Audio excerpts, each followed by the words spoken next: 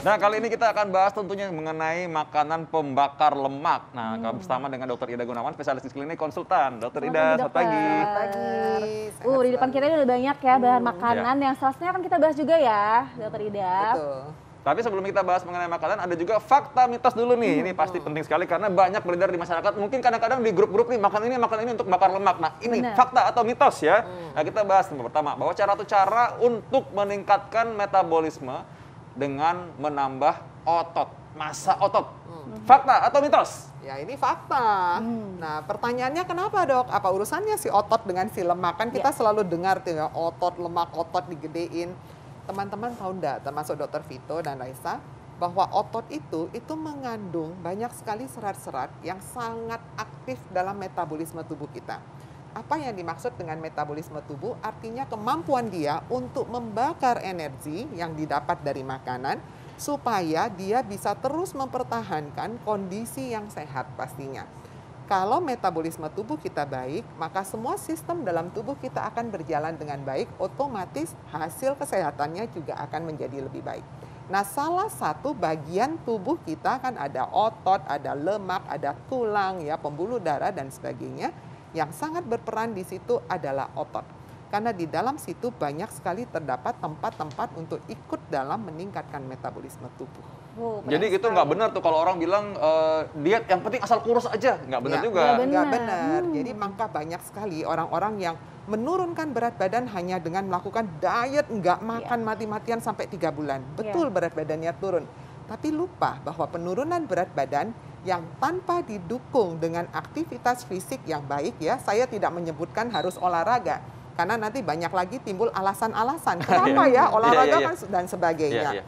Yang penting Anda beraktivitas fisik yang mudah untuk dilakukan. Kalau tidak itu dilakukan, massa otot dalam tubuh kita juga ikut turun. Bukan cuma lemaknya saja yang hilang. Dan tadi saya sebutkan bahwa otot ini penting untuk mempertahankan metabolisme tubuh kita. Baik, fakta mitos berikutnya nih dokter. Katanya nih dok, salah satu cara untuk menurunkan lemak adalah dengan mencukupi kebutuhan protein. Nah, ini fakta atau mitos dokter? Ya, ini adalah fakta ya.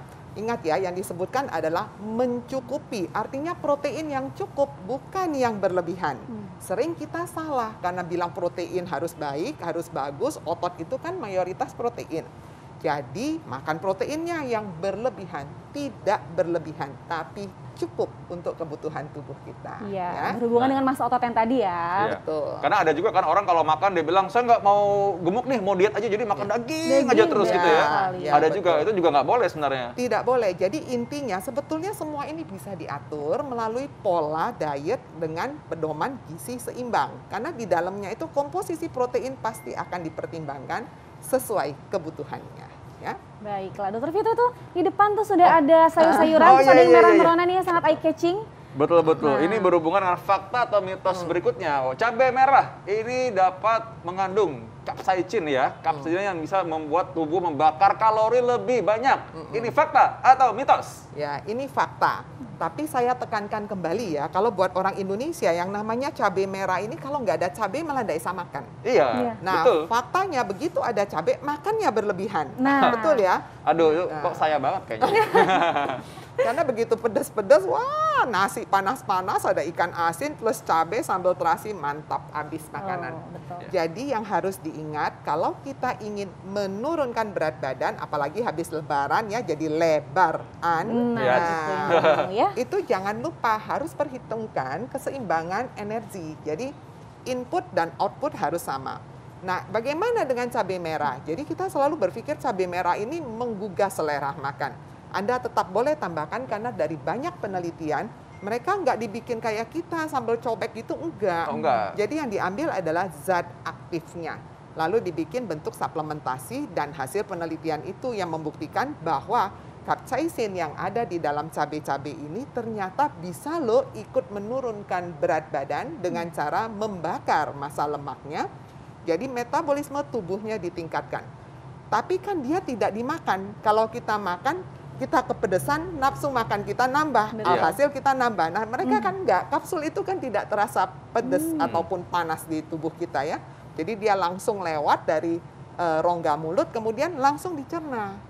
bisa ya bedain Iya. dalam bentuk natural dengan suplementasi. Iya. Jadi yang banyak sekali bermanfaat adalah kalau dia bentuknya suplementasi. Nah, Suplementasi. bagaimana dengan bentuk natural? Pasti akan memberikan manfaat asal kita bisa mengendalikan jumlah kalori yang kita makan. Iya, Nah, itu harus kadang-kadang ingat dosa.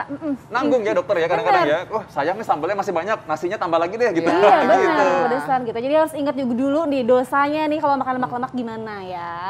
Gitu. Nah tadi kan katanya cabai dapat membakar lemak nih dokter. Nah Betul. apalagi di makanan lagi kita akan bahas saat lagi. Pemirsa jangan kemana-mana, tetap di Hidup sehat.